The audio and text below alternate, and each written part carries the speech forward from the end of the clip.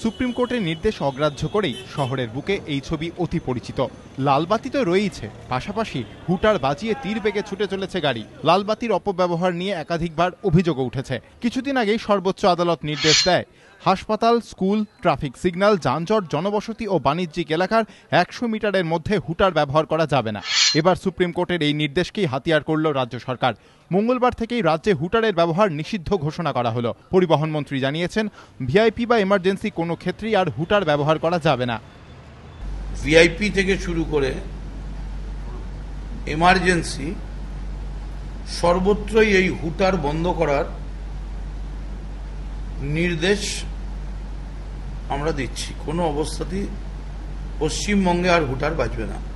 সব থেকে বড় কথা, এই হুটার চালিয়ে হুটারের সদ্ব্যবহার থেকে অপব্যবহার সব থেকে বেশি হচ্ছে বলে ইতিমধ্যেই সুপ্রিম কোর্ট একটা নির্দেশ দিয়েছেন অবিলম্বে সমস্ত হুটার বন্ধ করার জন্য।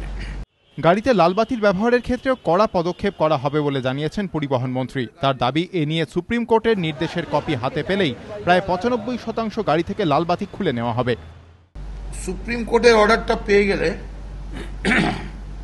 সম্ভবত এখন যা লাল আলো রয়েছে তার 95% লাল আলো বন্ধ হয়ে যাবে বলে আমাদের ধারণা। ওভারটেকিং ও বেপরোয়া ড্রাইভিং নিয়েও করা হচ্ছে সরকার। পরিবহন মন্ত্রী জানিয়েছেন, এই সব ক্ষেত্রে 5,000 টাকা পর্যন্ত স্পট ফিক্সিং এর নির্দেশ দেওয়া হয়েছে পুলিশকে। সুমন ঘড়াই, এবিপি আনন্দ, কলকাতা।